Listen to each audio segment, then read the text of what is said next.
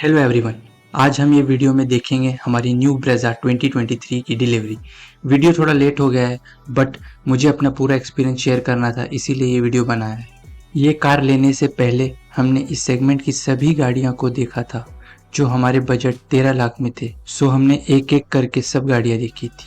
सबसे पहले हम गए हुंडई वेन्यू देखने, जो कि हमें थोड़ी छोटी फील हुई और एसएक्स मॉडल के हिसाब से वो कुछ कम फीचर ऑफर कर रही थी। फिर हम गए महिंद्रा एसयूवी 300 देखने, पर वो हमारे बजट से बाहर थी।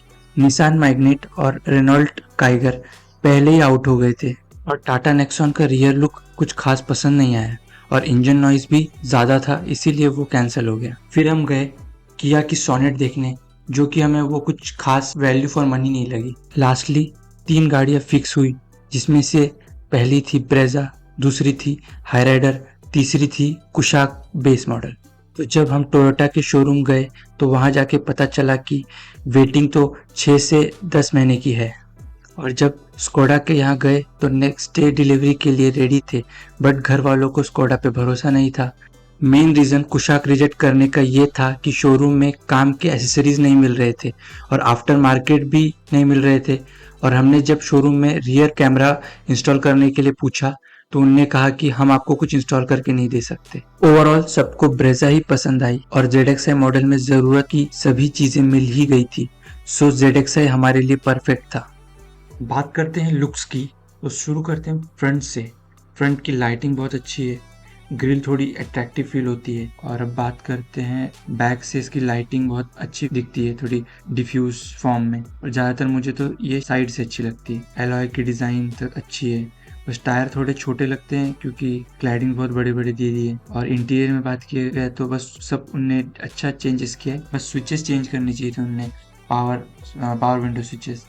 और हेडसअप डिस्प्ले भी बहुत अच्छा है, ऑटोमेटिक एसी कंट्रोल्स दिए वो बहुत अच्छे हैं, ओवरऑल अच्छा है। फाइनली हमने 22 अगस्त को ब्रेजा ZXi बुक ही कर दी और शोरूम वालों ने कहा था कि 1 से 2 महीने में आपको कार डिलीवर कर देंगे, और हमने ऑटो कार्ड और एक्सटेंडेड वारंटी रिमूव करा दिया था। 23 अगस्त को जब हम ऐसे ही एक दूसरे शोरूम में पहुंचे तो हमें वहां ये पता चला कि क्रे ZXi इमीडिएटली मिल जाएगी, नेक्स्ट डे डिलीवरी दे देंगे वो। फिर हमने हमारे घर में सभी को ये कलर के बारे में पूछा तो 10 में से 2 या 3 लोगों को ही ये कलर पसंद आया, तो फिर हमने इसे भी कैंसिल कर दिया। और बात करें प्राइसिंग की, तो जब बुकिंग की थी तब ऑन रोड प्राइस 12,75,565 थी और जब डिलीवरी ली तब 13,15,000 हो गया था। कुछ महीनों बाद फिर हमने शोरूम में कॉल किया और पूछा कि हमारी कार कब आएगी, तो वो हर बार उनके पास एक ही जवाब रहता था कि 1 महीना और दीजिए, 1 महीना और दीजिए। फिर फाइनली एक कॉल नवंबर में शोरूम वालों की तरफ से आया